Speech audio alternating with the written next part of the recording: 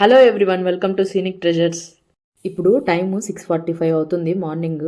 కొండపైకి వెళ్ళడానికి అలిపిరి మెట్ల దగ్గర నుంచి నడిచి వెళ్ళడానికి ఇక్కడికి వచ్చాము. మేము నడిచి వెళ్తున్నాం కాబట్టి కార్ని తెలిసిన డ్రైవర్కి ఇచ్చేసి అక్కడికి మేము రీచ్ అయ్యే టైంకి తీసుకురమ్మని చెప్పి మేమైతే నడిచడానికి స్టార్ట్ అయ్యాము. తిరుమల కొండ మీద ప్రతి దానికి ఏదో ఒక ప్రత్యేకత ఉంటుంది కదా, అలాంటి కొన్ని విషయాల్ని మనం మాట్లాడుకుంటూ కొండ ఎక్కేద్దాం రండి.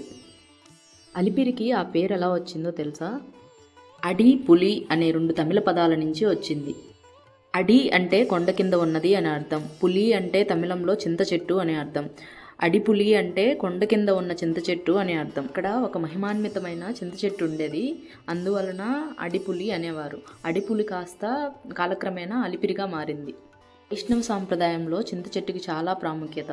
శ్రీవారికి పరమ భక్తులైన ఆల్వార్లలో ఒకరైన నమ్మాల్వార్ గారు చింత చెట్టులోనే ఉద్భవించారు. అలిపిరి మెట్ల దగ్గర మనం స్టార్ట్ అయిన తర్వాత వెంటనే స్టార్టింగ్లోనే లెఫ్ట్ సైడ్ ఒక టెంపుల్ ఉంటుంది, శ్రీవారి పాదాల మండపం అని.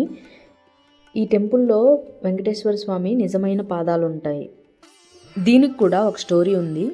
వెంకటేశ్వర స్వామికి తిరుమల నంబి అనే మహాభక్తుడు ఒక ఆయన ఉండేవాడు. వెంకటేశ్వర స్వామి ఆయన్ని తాత అని పిలిచేవారు. మనము తిరుమలలో దర్శనానికి వెళ్ళేటప్పుడు ఒక చెక్క బ్రిడ్జ్ వస్తుంది కదా, ఆ బ్రిడ్జ్ కింద నంబిగారి ఇల్లు ఉండేది ఒకప్పుడు. ఇప్పుడు అక్కడ ఒక చిన్న గుడి ఉంది. అయితే తిరుమల నంబిగారు ప్రతిరోజు అలిపిరికి వచ్చి శ్రీ రామానుజాచార్యుల వారికి రామాయణం బోధించి మధ్యాహ్నం ప్రసాదం పెట్టే టైంకి మళ్ళీ తిరిగి కొండపైకి వెళ్ళేవారు. రామాయణం చెప్పుకుంటూ ఒకరోజు ప్రసాదం గురించి మర్చిపోతాడు. అప్పుడు ప్రసాదం పెట్టేసినట్లు గంటలు సౌండ్ విని ఆయన అయ్యో మర్చిపోయానే అని బాధపడతాడు. ఆయన కంట నీరు పెట్టుకుంటే అప్పుడు వెంకటేశ్వర స్వామి తన పాదాలని ఆ ప్లేస్లో వెలువింపజేశాడు.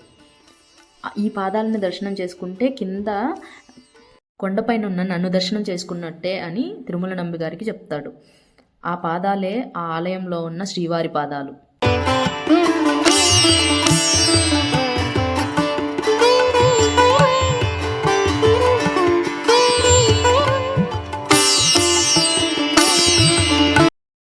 ఇంకో విషయం ఏంటంటే, మనం గాలిగోపురం అంటాం కదా, కానీ దాని అసలు పేరు కాళీగోపురం.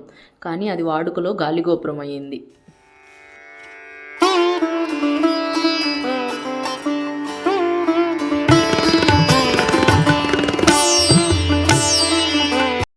మనందరికీ తెలుసు, అలిపిరి మెట్ల ద్వారా నడిచి వెళ్ళేటప్పుడు దశావతారాలు తర్వాత 12 మంది ఆల్వార్ల విగ్రహాలు కూడా ఉంటాయి.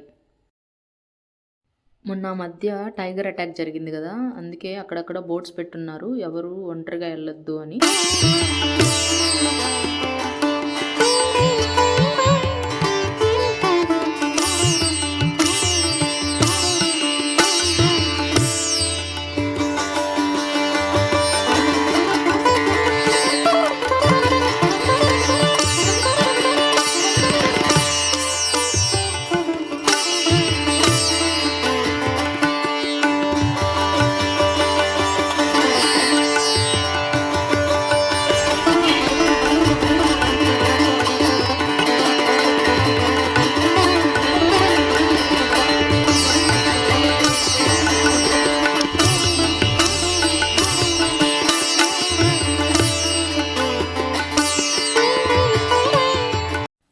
మనం నడిచి వెళ్ళేటప్పుడు మధ్యలో ఒక పెద్ద హనుమాన్ విగ్రహం ఉంటుంది, మనందరికి తెలుసు కదా.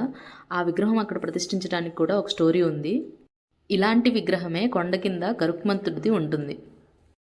ఈ విగ్రహంకి ఒక హత్యకి సంబంధం ఉంది. తిరుమల ఘాట్ రోడ్లో ఒక అమ్మాయిని హత్య చేశారు. దాని తర్వాత అందరికీ జనాల్లో కొంచెం భయం ఏర్పడింది.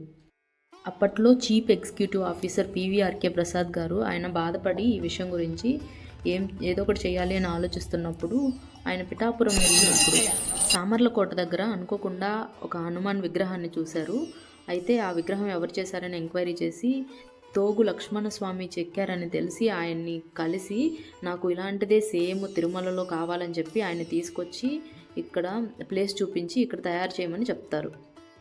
కరెక్ట్గా రోడ్డు మార్గము మెట్ల మార్గము రెండు ఒక దగ్గర మీట్ అవుతాయి కదా, అక్కడ ఈ విగ్రహాన్ని చెక్కమని చెప్తారు.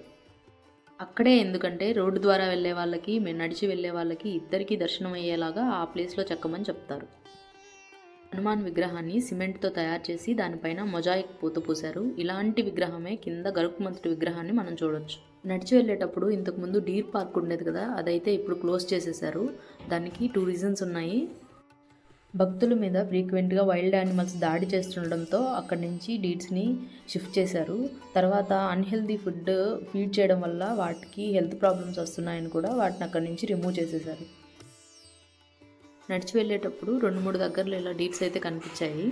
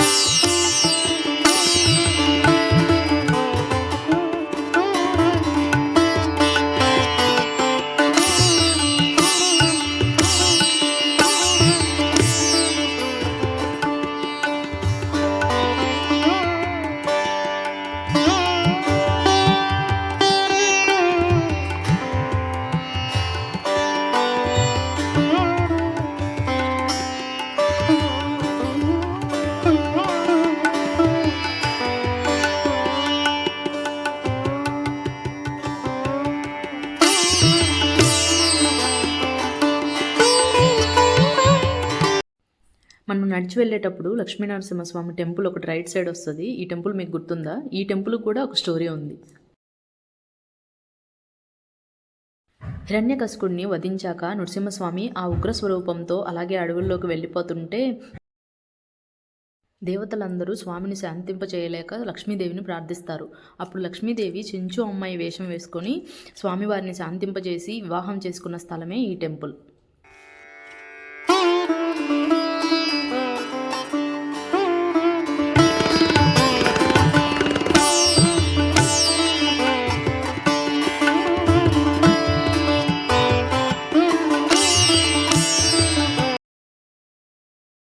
మనం నడిచి వెళ్ళేటప్పుడు రోడ్కి లెఫ్ట్ సైడ్లో ఈ టెంపుల్ కనిపిస్తుంది, తలుపులు లేకుండా. గమనించారా? ఈ టెంపుల్ మోకాళ్ళ పర్వతానికి కొంచెం ముందు ఉంటుంది. ఈ టెంపుల్లో వెంకటేశ్వర స్వామికి అక్కగారులైన 7 మంది ఉంటారు. వెంకటేశ్వర స్వామి గ్రామము మోకాళ్ళ పర్వతం నుంచి స్టార్ట్ అవుతుంది. అందుకే ఆయన అక్కగారులు గ్రామ దేవతల్లాగా గ్రామం స్టార్ట్ అయ్యే ముందే ఉంటారు. మేము 5.5 అవర్స్లో కొండపైకి అయితే రీచ్ అయిపోయాము. ఇక్కడైతే కార్ కలెక్ట్ చేసుకొని రూమ్కి అయితే వెళ్ళిపోయాము. వీడియో కనుక మీకు నచ్చినట్లయితే ప్లీజ్ లైక్ చేయండి, సబ్స్క్రైబ్ చేయండి, షేర్ చేయండి. Thank you for watching.